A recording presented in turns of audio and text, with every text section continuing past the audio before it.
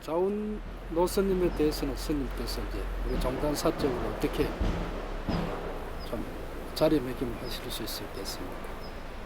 그래서 뭐 재원 사슴에 대해서 내가 직접 얘기하기는 좀 그런데 이제 제가 오래 모시고 있었고 또 원사스님이고 가장 잘 아는 입장이니까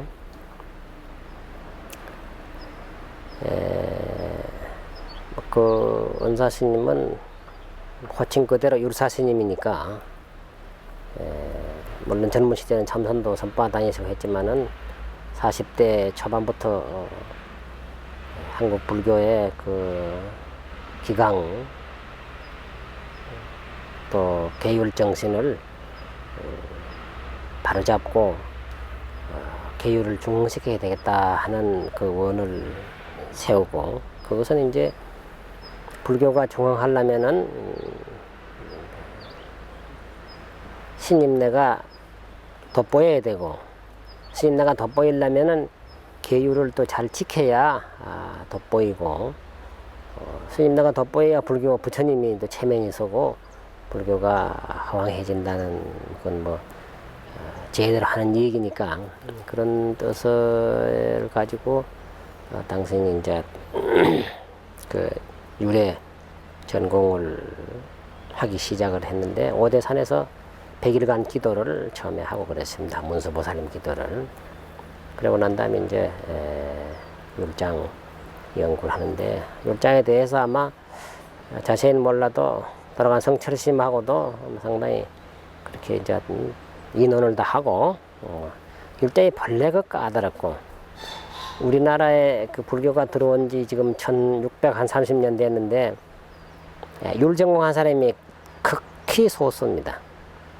신라시대는 자장율사하고 진표율사 두 분 정도고 백제 때는 겸익율사라고 그런 분이 계셨고 고구려에는 율사라는 호칭 빠지가 뭐 안 보여요. 빠졌는지 몰라도 안 보이고 고려에도 율사라는 분이 없습니다. 선사 강사는 많이 있는데 이조에 와서는 한 숙조 영조 그 무렵 한 200년 전에 금담율사하고 대언율사라고 두 분이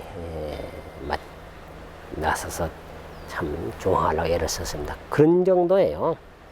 그런 정도고 일정 때 이제 그 일본 불교가 들어왔기 때문에 일본 불교는 이제 그 결혼을 하는 그 대처 제도가 있었기 때문에 그게 들어와 가지고 그만 전통 불교 사상을 자꾸 흐리게 하고 또 뭉치는 정신을 식민지 정책을 하려니까 흐리게 하려는 그런 뜻으로 외색 불교를 이제 자꾸 권장을 하고 했기 때문에 뭐 한국 불교 전통은 거의 뭐 없어진 그런 입장이니까 그런 점을 감안해서 이제 나는 율을 해가지고 그 분야에 종사를 해서 일이라도 도움이 된다면 하겠다.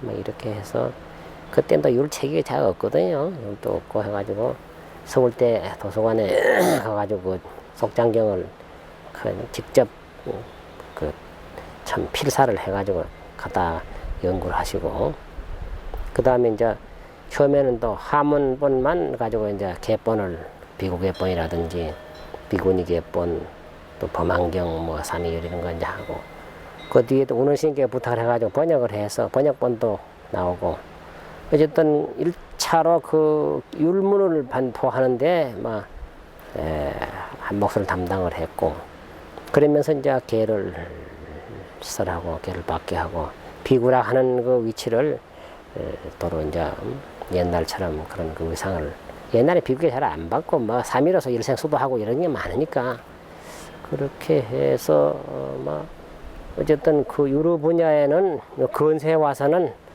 한몫을 단단히 했다고 그렇게 보죠.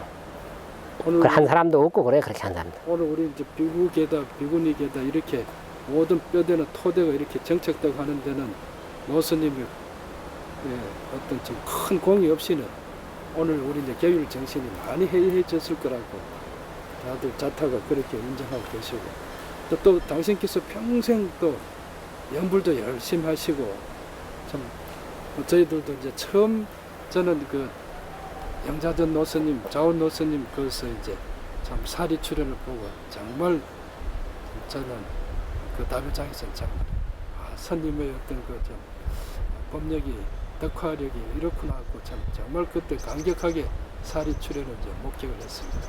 스님께서도 그때 노스님 사리 출연에 대해서 느끼신 점이 있어요.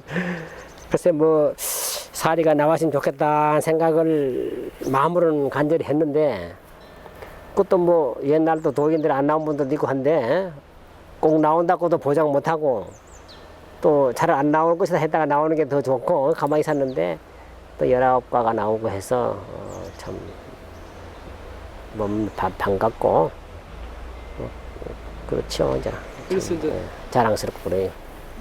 노스님께서 이제 사리 출연을 하셨다는 것을 병석에서 이제 성철스님께서 이제 들으시고 또 사리를 뭐 내가 한번 보고 싶다고 하셔가지고 그때 한번 부산에 계실 때 한 몇 가 얼른 그때 사리 청경 기간에 저녁에 갔다가 바로 돌아온 기억이 있습니다. 그러니까 스님께서 사리를 보시면서 아이고 참 이래 자원스님이 이렇게 해서 뭐 참 돌아왔구나 이렇게 본다 뭐 그렇게 하면서 서운해 하시던 모습이 눈에 선합니다. 네.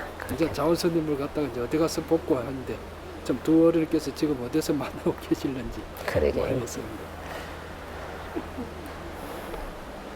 그리고 스님께서는 이제 뭐 돈오돈수 사상이라고 해서 이제 뭐 선의 어떤 그 기본적인 어떤 가치를 이제 돈수 사상에 두었습니다.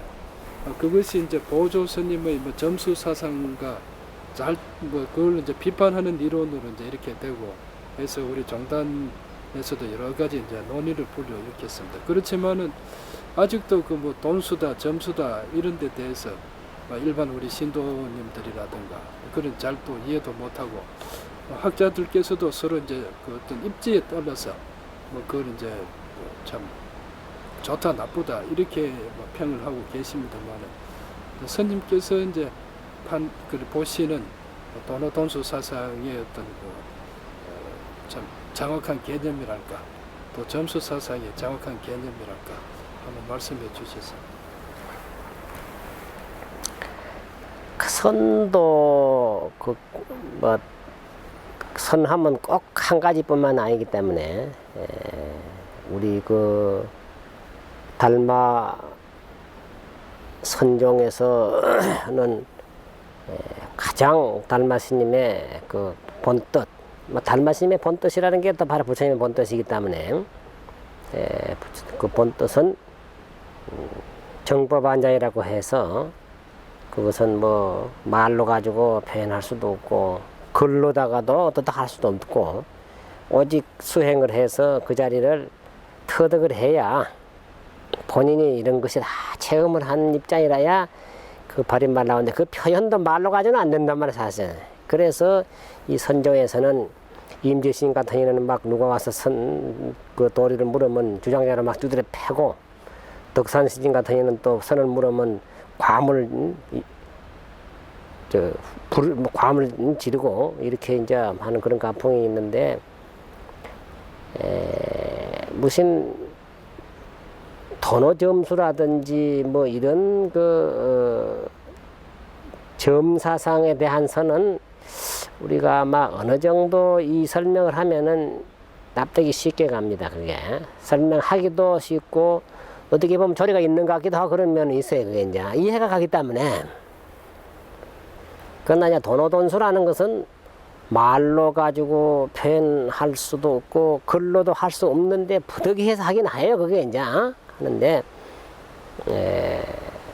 어쨌든 달마 선종이라고 하면은 달마의 근본 사상이 뭐냐 여기에 중점이 있기 때문에 달마 스님은 뭐 점수니 무슨 뭐 점수 점원이 뭐 돈오 점수니 그 점자가 붙은 것은 달마 근본 정신은 아니고 달마 선종이라 하더라도 그 근본 그 최상근선을 알 수 없는 감당하지 못할 사람에게는 그 7가지라는 게 종류가 있어 선종에서도 여러 가지 이제 방법이 있는데 그거는 그런 그 사람이 그 사람 그 근기에 맞춰서 방편으로 한 얘기고 바로 직절 근원이라고 근본을 그대로 표현한 것은 돈오돈수다 우리가 참선을 해도 뭐 깨치지 못했건 또 참선 안 한 이들은 도노돈수에 대해서 무슨 뭐 요새 세미나가 어떻고 무슨 뭐 학자들이 하는 얘기는 그건 맞질 않습니다. 그건 전부가 다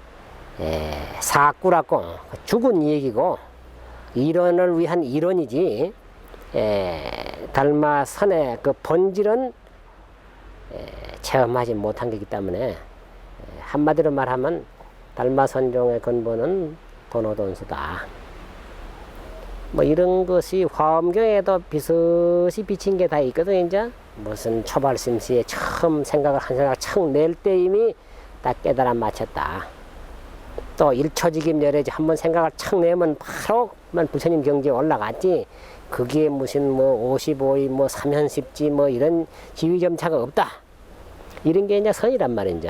선이기 때문에 나도 선사가 아니고 그렇기 때문에 그 참 선사심 해놓은 논리 경에 있는 얘기 또 선생님한테 들은 얘기로 가본다면은 선종은 반드시 이건 도노돈수다 근본정신은. 그래서 그걸 가지고 뭐 어디에서는 뭐 도노돈수 주장을 하고 또 뭐 이렇게 이제 그걸 대립해서 여기가 여기 이렇다 하는 그런 거는 그건 잘못된 거고요.